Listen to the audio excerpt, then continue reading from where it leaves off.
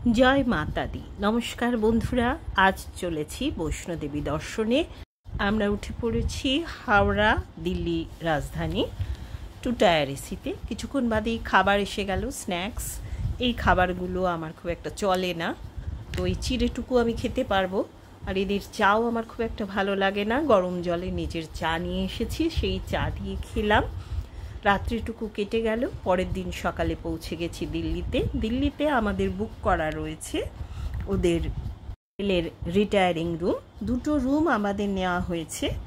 একটা রুম ওরা নিয়েছে 138 টাকা নন এসি, আর একটা এসি 381 টাকা, আর সার্ভিস চার্জ নিয়েছে 40 টাকা। রুম কিন্তু বেশ ভালো, পরিষ্কার পরিচ্ছন্ন, দারুণ কিছু একেবারে না হলেও মানে থাকার পক্ষে কিন্তু যথেষ্ট।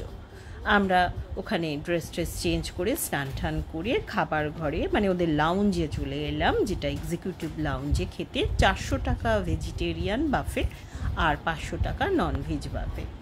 তারপরে আমরা রেস্ট নিয়ে রাত্রিবেলা উঠে পড়লাম কাটরার জন্য নির্ধারিত ট্রেনে। ট্রেন প্রচুর লেট। ট্রেন পৌঁছানোর কথা ছিল সকাল 8টায়, মানে রাত্রির 8টা থেকে সকাল 8টা, কিন্তু সেই ট্রেন রাত্রির 12টায়। শুনলাম কৃষক আন্দোলনের জন্য পাঞ্জাবে এই সমস্যা। এসে পৌঁছলো রাত্রির 8টায়। তো আমরা এসে গেছি হোটেলের কাছে। এসে মায়ের মন্দিরের আলো দেখতে পাচ্ছি। আমাদের ব্যাটারি কার বুক করা ছিল এখান থেকে বানগঙ্গা থেকে অর্ধকুমারী, কিন্তু সেসব মিস।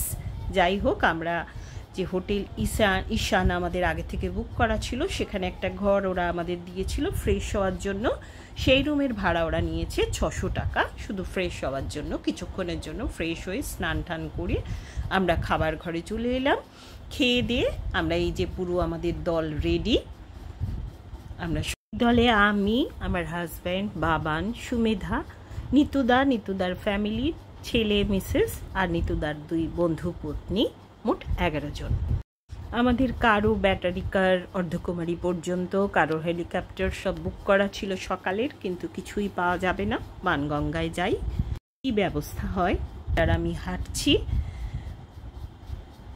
বেশ রাত্রি, চারিদিক নির্জন, লোক কিন্তু এখন বেশ কম। এই যে বানগঙ্গাতে এসে গেছি, দেখুন। এখান থেকে আমাদের যাত্রা শুরু হবে। সকলের মায়ের নাম নিয়ে আমরা এগিয়ে চলেছি। থেকে মায়ের ভবন 12 কিলোমিটার, অ্যাকচুয়ালি অর্ধকুমারী পর্যন্ত 6 কিলোমিটার ব্যাটারি কার পাওয়া যেত, কিন্তু সেটা সম্ভব না, যার জন্য আমাদের বেরিয়ে গেছে সেসব। আমরা অনলাইনে বুকিং করা ছিল ব্যাটারি কারের। এই যে দেখুন, ফ্রিস্কিং পয়েন্টে এসে এখানে সমস্ত চেকিং হয়, চেকিং হয়ে তবে আপনাদের ঢোকাবে।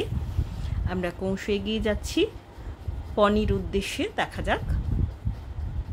বৃষ্টি হয়েছে এবং বেশ ঠান্ডা। রাত্রিবেলা বৃষ্টি হয়েছে বলেই ঠান্ডা অ্যাকচুয়ালি। পনির এখানে বুকিংয়ের জায়গা রয়েছে। 12 কিলোমিটার আমাদের যেতে হবে পুরোই। রাত্রিবেলা কোনো পালকিও পাওয়া গেল না, যারা ঘোড়ায় উঠতে পারবে না তাদের জন্য। যাই হোক, আমাদের পনির নিচ্ছে 1200 টাকা করে পার হেড। তারপর এরা সব জায়গাতেই টিপস নেয়, টিপস চায়, সেটা সাধারণত তীর্থযাত্রীরা দেয়ও। আমরা পনি করে অনেক রাত্রের প্রায় 4টের সময়, ভোর 4টে পৌঁছেছি, এবং সকালবেলা আমরা 5টার সময়ই মায়ের দর্শন করতে চলে গেছি, কারণ 6টার সময় মন্দির বন্ধ হয়ে যায়। 6টা থেকে 8টা আরতির টাইমটা, তার আগেই আমরা দর্শন করেছি। এখানে কিন্তু কোনো মোবাইল কোনো কিছু নিয়ে যাওয়া যায় না, জাস্ট আপনার কিছু পয়সা সঙ্গে থাকতে পারে। চামড়ার কোনো জিনিস অ্যালাউড নয়। আপনি এদের কিন্তু ভালো লকার রুম আছে, সেখানেও আপনারা যদি না থাকেন সব কিছু রেখে যেতে পারবেন। আমাদের যেহেতু নির্ধারিত ঘর আগে থেকে বুক করা ছিল গৌরী ভবনে, তাই আমরা গৌরী ভবনে সব কিছু রেখে মায়ের দর্শন করে আবার গৌরী ভবনে ফিরে এলাম। এই দেখুন, গৌরী ভবন থেকে মায়ের মন্দির দেখাচ্ছি। গৌরী ভবনের যে রুম সকাল 10টা থেকে পরের দিন সকাল 10টা এরকমভাবেই বুকিং হয়। তো আমরা অল্প কিছু সময় পাবো এখানে রেস্ট নেওয়ার জন্য। 4 বেডেড রুম, বেশ সুন্দর, খুব পরিষ্কার পরিচ্ছন্ন। এই রুমের ভাড়া এরা নিচ্ছে 1600 টাকা। দুটো মানে 4 জন শোবার খাট, আর টিভি রয়েছে, আলমিরা রয়েছে, রুম হিটার রয়েছে, টয়লেট মানে 3টেই আলাদা, ল্যাট্রিন, স্নানের জায়গা, বেসিন সব আলাদা। খুব সুন্দর এদের ব্যবস্থা। এটা কিন্তু মন্দির থেকে আমরা যেটা পেয়েছি প্রায় 800 মিটার 1 কিলোমিটার মতন দূরে। মায়ের মন্দিরের কাছাকাছিও কিন্তু অনেক ভবন আছে, সেই ভবনগুলো যদি বুক করতে পারেন, আমরা পাইনি তাহলে কিন্তু আরও ভালো। দেখুন মা এখানে কিন্তু পূজিত হন লক্ষ্মী, মহাকালী এবং সরস্বতী রূপে। ভীষণ সুন্দর মন্দির, কিন্তু ছবি তোলা নিষেধ, যার জন্য আপনাদের দেখাতে পারলাম না। সেখান থেকে দেখে দর্শন শেষে আমরা একটু রেস্ট নিয়ে আমরা যাচ্ছি ভৈরবনাথ দর্শন করতে। এখানে কেবল কার আমাদের আগে থেকে বুক করা আছে, অনলাইনে আপনারাও বুক করে রাখবেন। কেবল কারের ভাড়া 100 টাকা। হেঁটেও যাওয়া যায়, ঘোড়ায়ও যাওয়া যায়, কিন্তু কেবল কারে যাওয়াই সহজ এবং লাইন ভীষণ পড়ে। অতএব অনলাইন কেটে রাখা সবচেয়ে বুদ্ধিমানের কাজ হবে। মায়ের যে কথা, পুরাণের কথা, সে কথা আপনাদের শোনানোর আমার খুব ইচ্ছা ছিল, কিন্তু তাহলে ওই ভিডিও বিশাল বড় হয়ে যাবে। আপনারা অনলাইনে দেখে নিতে পারেন। আর যদি আপনারা চান তাহলে পরবর্তীকালে আমি কোনো ভিডিও করে আপনাদের সেই গল্প শোনাতে পারি। তো পুরাণের কথা আপনারা দেখে নিতে পারেন বা পড়ে নিতে পারেন, ইউটিউবে আছে।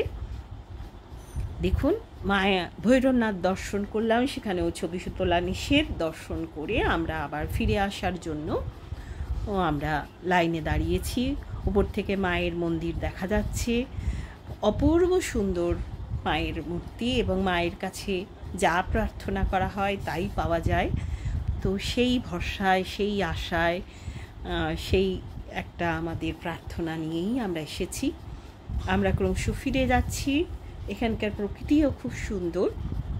আজ আমরা নিচে নেমে যাব। আমাদের নিচে নামার ব্যাটারি কার বুক করা আছে। ব্যাটারি কারের ভাড়া নিয়েছে 238 টাকা উইথ ট্যাক্স। এই ব্যাটারি কার আমরা অনলাইনে বুক করেছিলাম, কিন্তু অফলাইনেও কিন্তু বুক করা যায়। আমরা ব্যাটারি কার দিয়ে অর্ধকুমারীতে নেমে এসেছি। অর্ধকুমারী থেকে 6 কিলোমিটার হেঁটে যাব। এখান থেকে আর ঘোড়া নিচ্ছি না।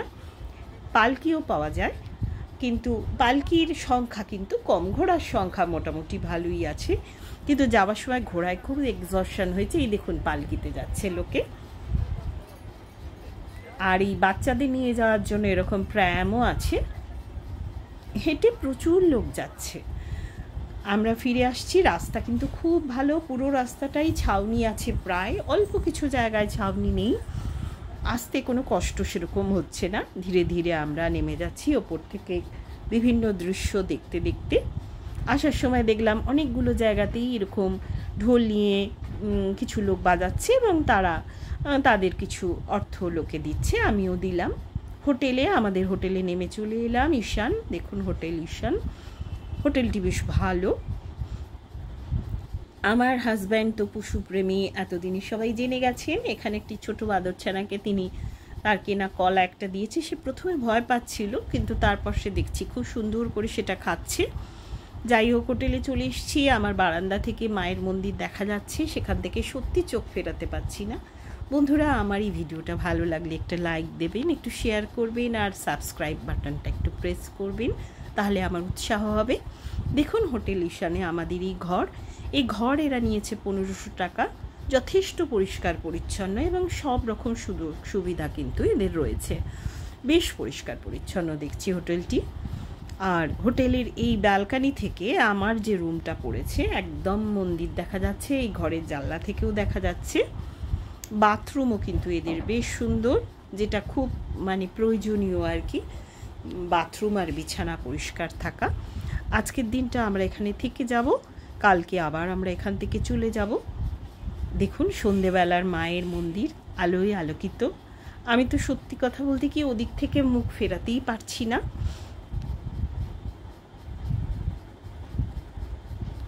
অপূর্ব সুন্দর লাগছে এই দৃশ্য আমার। আপনাদেরও নিশ্চয়ই খুব ভালো লাগছে। কাল সকালবেলা এখান থেকে চলে যাব। সকাল হয়ে গেছে। সকালবেলা আবার একবার মাকে প্রণাম জানাচ্ছি। মাকে প্রণাম জানিয়ে আমাদের এর পরের গন্তব্য, আমাদের কাশ্মীর ট্যুর আছে, খুব বড় ট্যুর। সেই ট্যুর অনেক দিন ধরে থাকবো। এবং সেই ট্যুরের ছবি আবার আপনাদের দেখাবো। জয় মাতা দি, মায়ের কাছে প্রণাম জানিয়ে আজকের মতন তবে আসি বন্ধুরা, আপনাদের থেকে বিদায় নিচ্ছি। এই যে দেখুন মায়ের শ্রীচরণের প্রণাম। জয় মাতা দি। আজ তবে আসি, আবার দেখা হবে খুব শিগগিরই নতুন ভিডিওয়ে। টাটা।